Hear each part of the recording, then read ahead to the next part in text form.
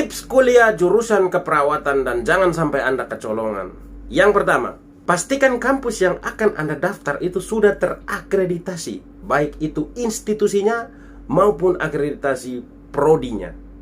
Contoh, Anda ambil kampus kesehatan, harus pastikan dulu misalnya stikes apa begitu.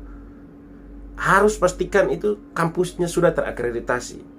Kemudian, pastikan juga jurusan yang akan Anda ambil, misalnya jurusan keperawatan, harus sudah terakreditasi jurusannya. Oke? Karena ini sangat berpengaruh nanti ketika Anda sudah lulus dari kampus itu dan Anda akan masuk ke dunia kerja.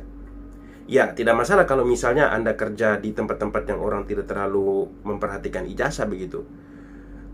Cuman kalau misalnya Anda kuliah tujuannya mau tes CPNS, Anda harus betul-betul pastikan itu.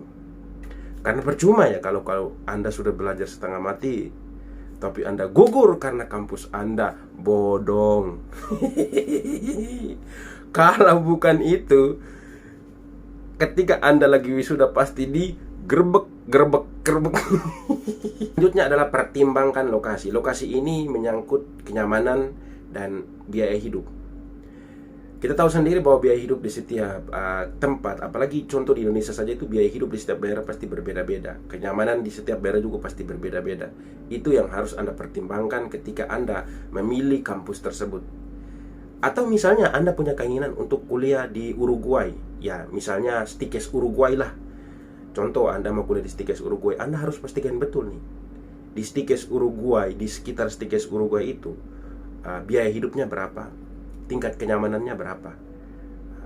Jadi ketika Anda sudah sampai di sana, itu Anda hidup dan bisa berkuliah dengan baik begitu. Jangan sampai Anda sudah sampai di sana, Anda tidak pastikan tingkat kenyamanannya, begitu Anda lagi tidur malam diseruduk rusa atau digigit kerbau.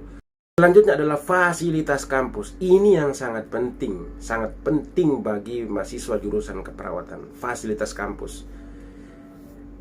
Ketika Anda mengambil jurusan keperawatan di salah satu kampus, Anda harus pastikan betul fasilitas kampus itu. Kenapa? Karena perawat sendiri, kita itu dituntut di lapangan harus punya skill yang bagus. Di luar kemampuan kognitif ya, harus skill yang bagus. Anda harus pastikan fasilitas kampus itu bagus, baik kampusnya maupun fasilitas laboratoriumnya untuk praktek. Karena di kampus lah kita harus belajar bagaimana kita mengasah skill kita sebelum kita turun ke lapangan. Jadi minimal kampus itu punya lab untuk praktek lah. Minimal punya tiang infus, itu harus ada begitu. Jangan sampai Anda ambil jurusan keperawatan, tapi kampus itu listriknya mati hidup. Nah, itu akan susah. Ada kampus-kampus yang begitu tuh yang kalau kita lagi kuliah tiba-tiba listriknya mati begitu. Itu kan fasilitasnya itu sangat kurang begitu. Jadi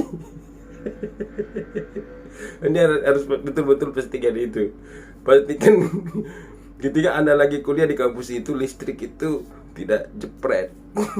Atau Anda lagi kuliah tiba-tiba meteran yang bunyi, itu jangan di kampus itu.